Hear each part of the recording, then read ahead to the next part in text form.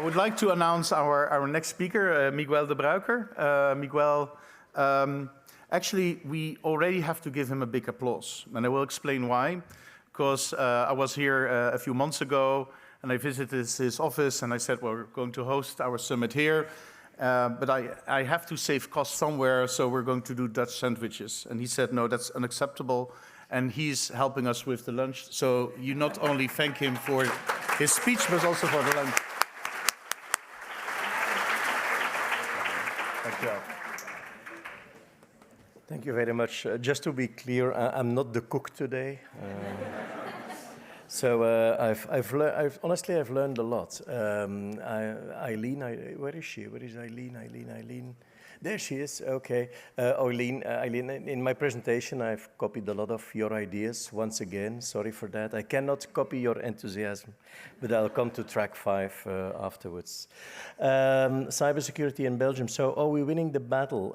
For 2 decades, we have been talking about, and even today, I'm sorry, all those words were probably somewhere in your presentations. I even saw resilience, information sharing, collaboration, partnerships, awareness raising.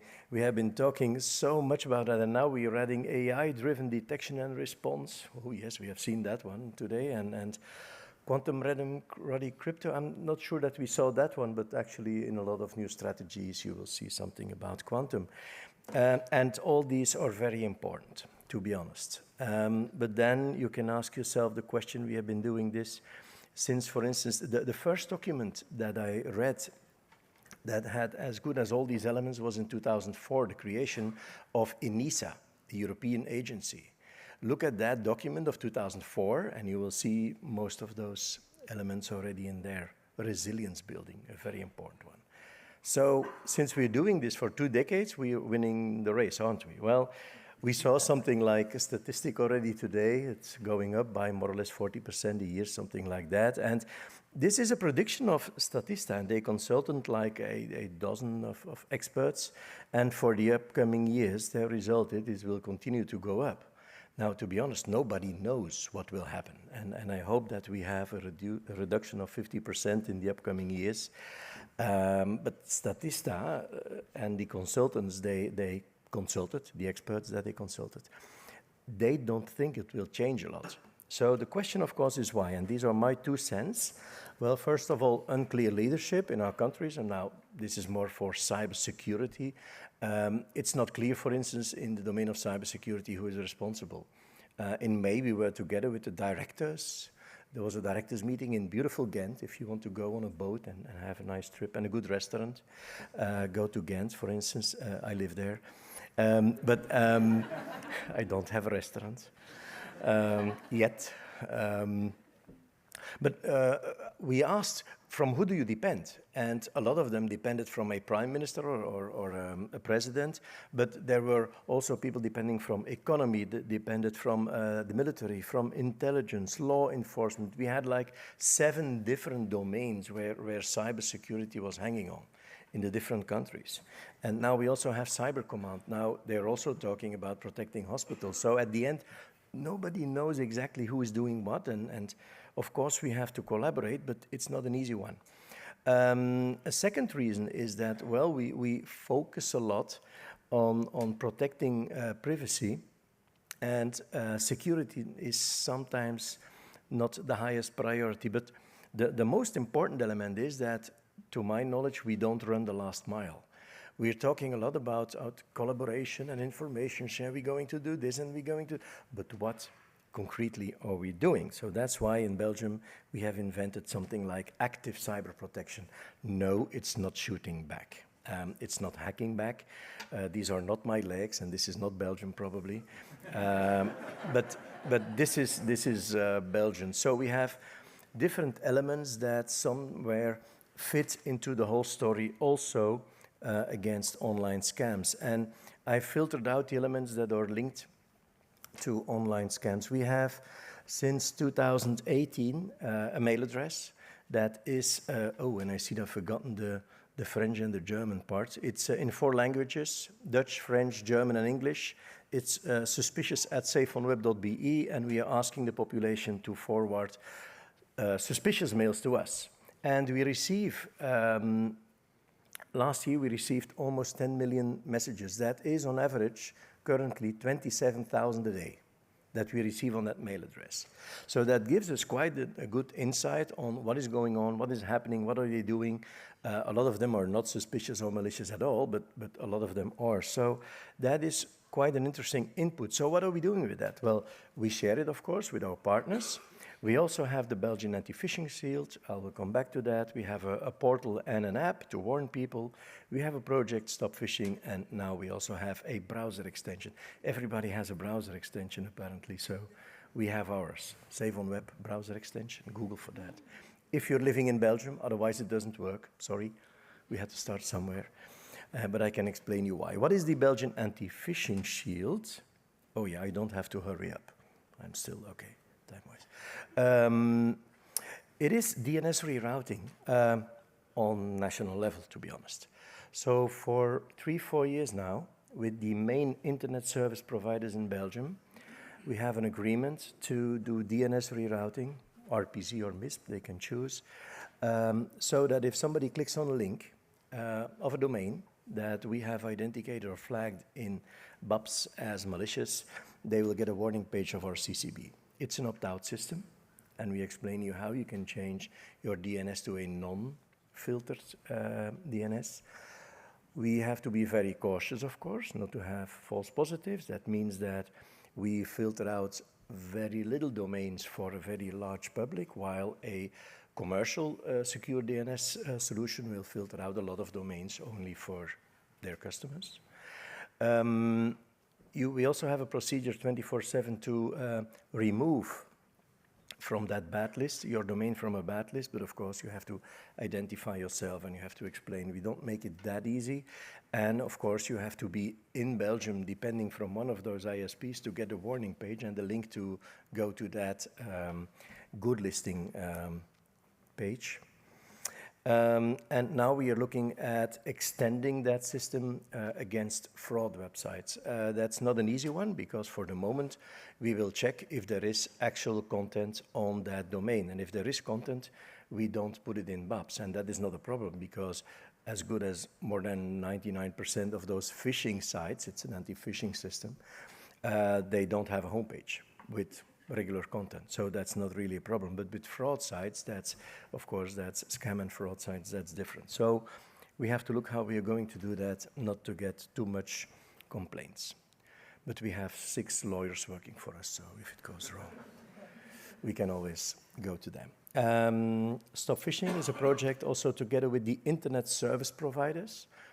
And it's in 3 phases. The first phase was last year. It's operational as of October last year, where we filter out on average more than 200,000 malicious or suspicious, malicious SMSs per day. It's a learning process. We are improving this, and you really see that the number of phishing through SMS and malicious SMS messages that come into our BFish project, so the suspicious at saveonweb.be is really going down. So that's a good one. Now, this month, we're also putting up those filters on email for the Belgian providers.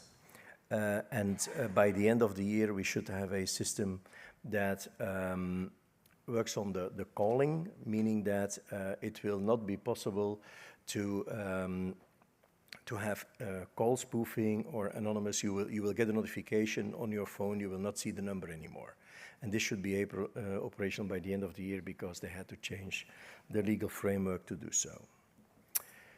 Then we have, of course, our browser extension. Why? Well, as I learned from the gentleman, that was a bit too late, from Bitdefender, that those criminals, they can change their websites every few minutes, for instance, meaning that sharing information on that, well, we'll have to be very fast to exchange information and to do something about it if they change their websites and their shops every few minutes, those domain names. I mean, so that's why we shifted to something else, and it was also linked to something that I heard today. I think that the digital identity will be somewhere not a golden egg, I don't think that we will find ever the one golden egg. I think we need a lot of silver eggs, a lot of different solutions that will not be perfect, but all together will limit the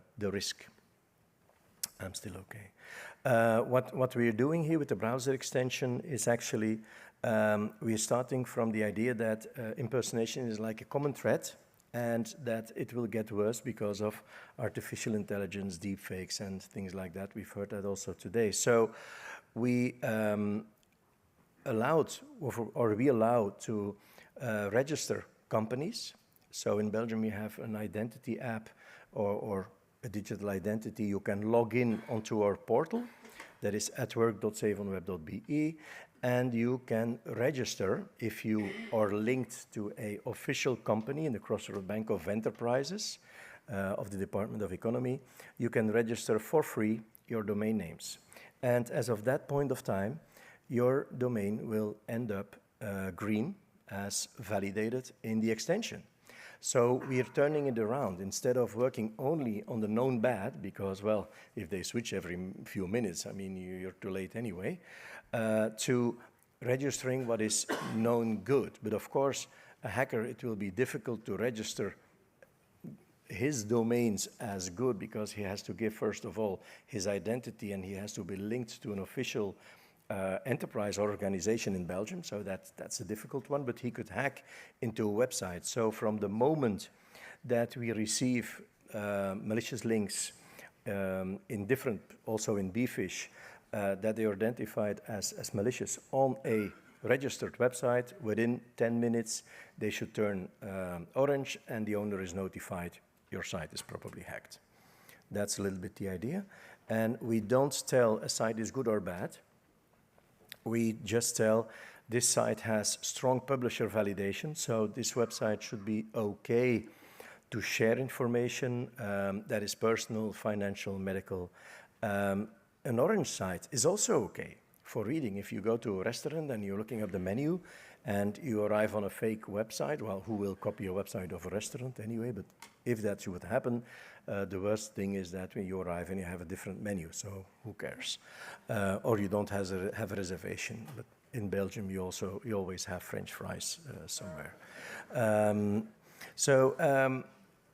Orange means, well, this website is absolutely not bad, but it's not validated. So you don't invest or you don't give financial or medical information to a website that has an orange marking. That's the whole idea. And of course, red is the classical known bad. Phishing kits, well, it should be with a T, not a D. The idea is that in a lot of phishing emails that have a large volume, those criminals, they are using phishing kits to collect the information from the website they are copying, to copy the website, to put it online, to send out the phishing emails, and to collect back the phished information. So the moment that we receive on suspicious@saveonweb.be those emails from the population, that phishing kit is probably present. So the idea is to be able to detect it. So in order to, because we know that if we can detect a phishing kit on a link or on a domain or website when we receive the link, the goal is to improve our detection and especially our speed of putting it into BOPs, for instance, much faster. So if anyone is working on this kind of detection tools for those phishing kits, there are a few dozen of phishing kits that are being sold, and we are trying to figure out how we can detect them in a better way. And then last but not least, we are trying to, and this is more in a research phase, on most common social media, how we can detect and triage those malicious publications in a much faster way. Oh, and by the way, for that mail address, suspicious@saveonweb.be, we have seen that the phishing campaigns for the Dutch-speaking part of our country are not really overlapping with those from the French-speaking part. So the domains that are being used are different, the subjects are very often different, the time is very different. So exchanging, for instance, our information of what we see in Wallonia or in Flanders with Germany will probably not be of that much value. Although exchanging ideas and ways how to handle that, how to treat it, and to find the silver eggs to respond is probably very, very useful. But the information itself is probably very limited to a language or a country or something like that, because we see that in Belgium, that difference between the two parts of the country. So if anyone for how to detect, for instance, on publications on Meta, the fraudulent publications, if anyone has ideas or experiences, you can always come and see us afterwards, please. Then last but not least, of course, we need collaboration. And as I said, we need information exchange. We have to put together different services and organizations. But I think for Belgium now, if we look at ransomware and online fraud, espionage and DDoS attacks, we especially have to bring together the national CSIRT, law enforcement, a very important pillar, not always easy to work together, the internet service providers, and the financial sector. So that's what we're trying to bring together, and to be honest, that is not always an easy one. Thank you very much.